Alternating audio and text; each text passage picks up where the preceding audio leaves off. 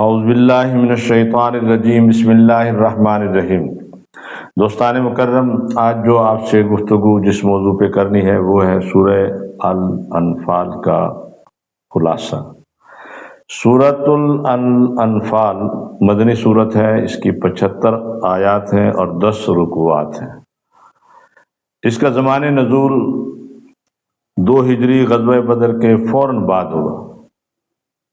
دوستو، ہم سورت کا خلاصہ اس لیے پیش کرتے ہیں کہ جب اس سورت کا مطالعہ مقصود ہو، سورہ الانفال کا، تو اس کا خلاصہ ذہن میں ہوگا تو اس کے جو معنی ہے، مفہوم ہے، جو مقصد اس کے اندر بیان ہوا ہے اسے آپ حاصل کر سکیں گے۔ اللہ تعالی ہماری اس کوشش کو قبول فرمائے اور آپ احباب جو ہے اس پہ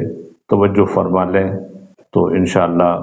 آپ کا بھی اس میں فائدہ ہوگا، ہمارا بھی اس میں فائدہ ہوگا۔ اس کا زمان نزول سے اندازہ ہوتا ہے کہ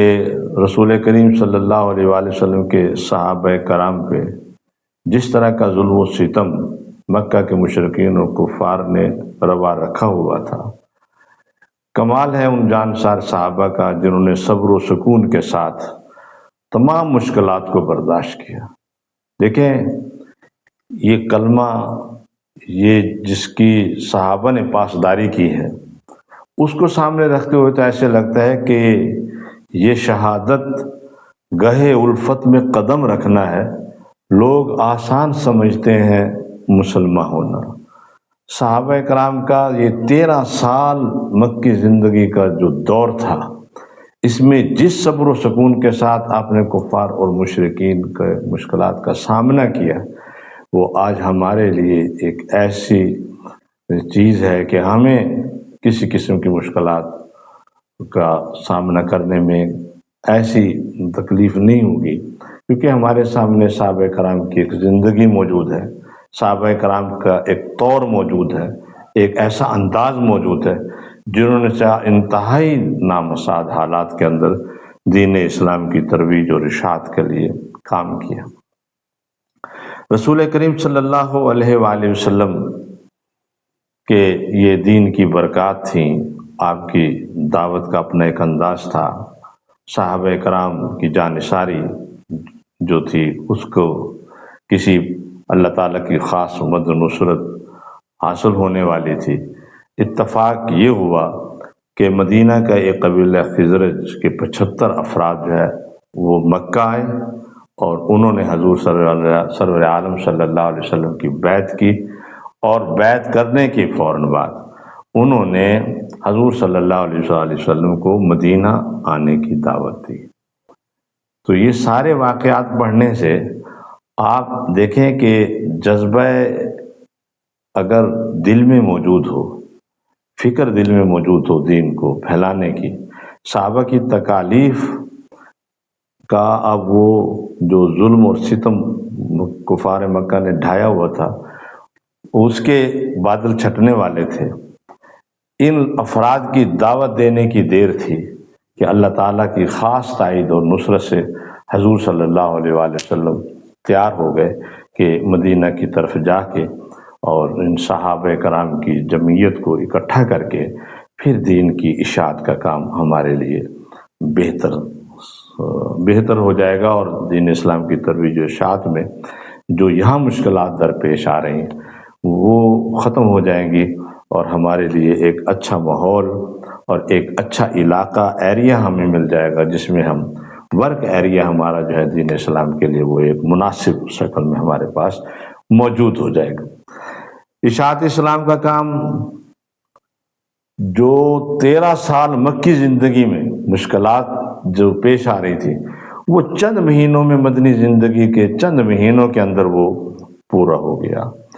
مہاجرین انصار کے اندر حضور صلی اللہ علیہ وسلم نے اخوت کا رشتہ قائم کر دیا۔ دیکھیں، دین اسلام کی ترقی جیسے ہوئی ہے، اگر ہم اس کی تاریخ کو ذہن میں رکھیں تو آج بھی ہمیں وہی کام کرنے پڑیں گے۔ اپنے لوگوں کو اندر بھاری چارہ پیدا کرنا پڑے گا، جو نا اتفاقی جنم لے رہے ہیں ان کا خاتمہ کرنا پڑے گا، یہ ہمارے لیے مثال ہے۔ سورہ آل انفال ہمارے یقین کی دولت کو بڑھانے کے لیے، اسلام پہ ہمارے اعتماد کو بڑھانے والی چیز ہے۔ اب غزوہ بدر جو ہے، اب وہ اگر اس کے محرکات کو دیکھا جائے، ان کے اس کے نتائج کو دیکھا جائے اور اس کے واقعات کو دیکھا جائے تو پتہ چلتا ہے کہ کفار مکہ،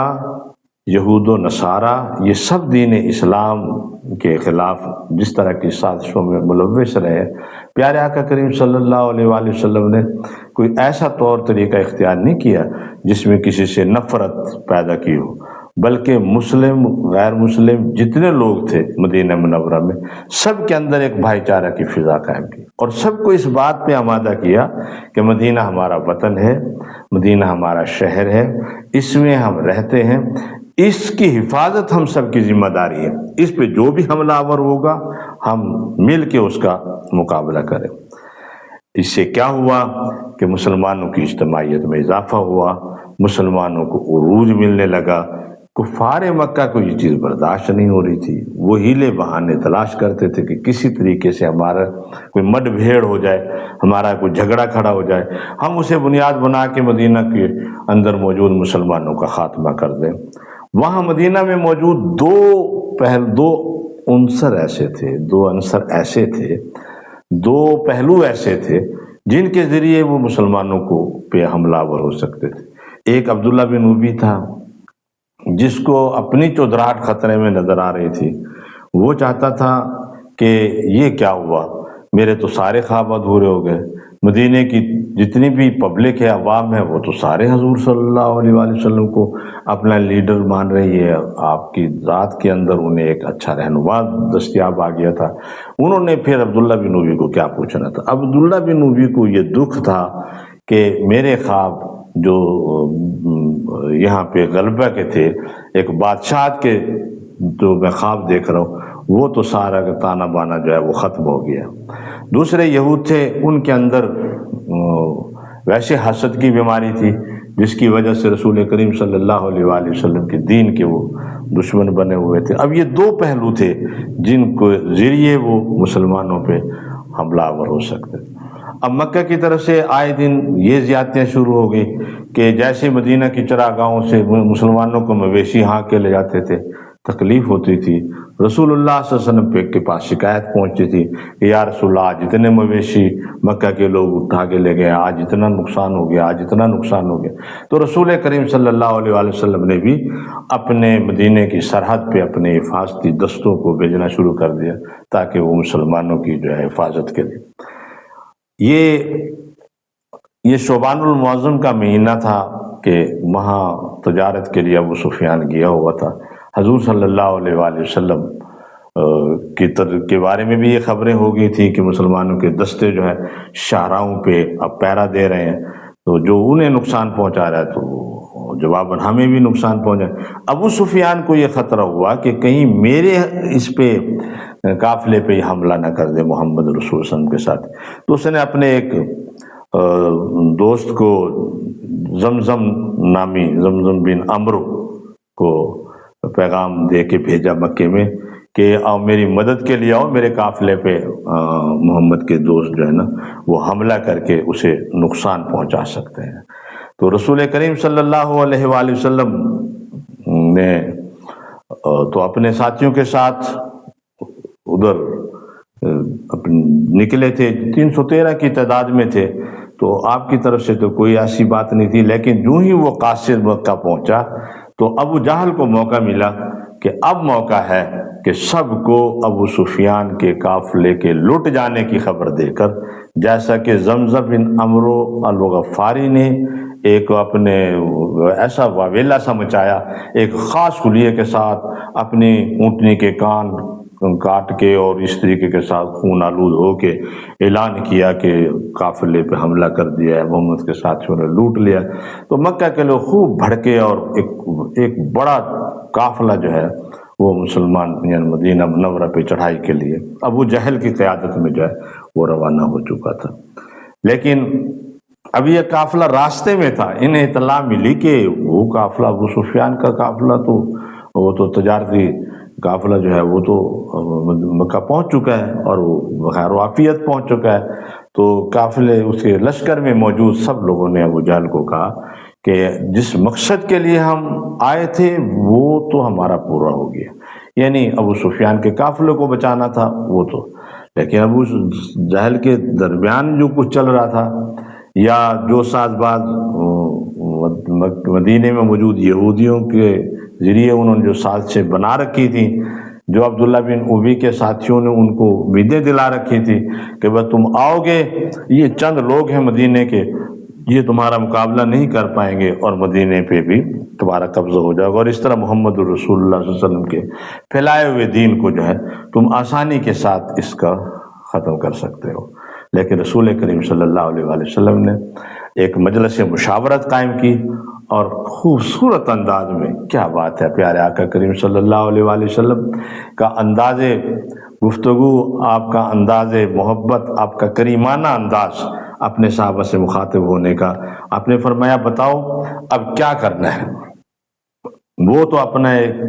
جری لشکر لے کے اب مدینہ کی طرف حملہ آور ہونے کے لیے تیار ہے، اب تم بتاؤ، تم مشورہ دو کہ اب کیا کرنا ہے. تو رسول کریم صلی اللہ علیہ وسلم کے جانشاروں نے، حضرت ابوبکر صدیق نے، حضرت عمر فاروق نے اور مقداد نے کھڑے ہو کے کہا یا رسول اللہ صلی اللہ علیہ وسلم، ہم آپ کے ساتھ ہیں، ہم اپنے جان و دل کے ساتھ آپ کے ساتھ اپنی جانشاری کا ثبوت فراہم کریں گے. آپ کا خدا جدھر آپ کو چلانا چاہتا ہے آپ چلیں، ہم ہر صورت آپ نے پھر فرمایا کہ میں چاہتا ہوں کہ آپ اپنی رائے دیں. تو اس پہ حضرت سعد بن معاذ رضی اللہ تعالیٰ عنہ کو یہ گمان گزرا کہ شاید آپ ہم سے مخاطب ہیں، ہم انصاریوں سے مخاطب ہیں. تو آپ نے فرمایا کہ یا رسول اللہ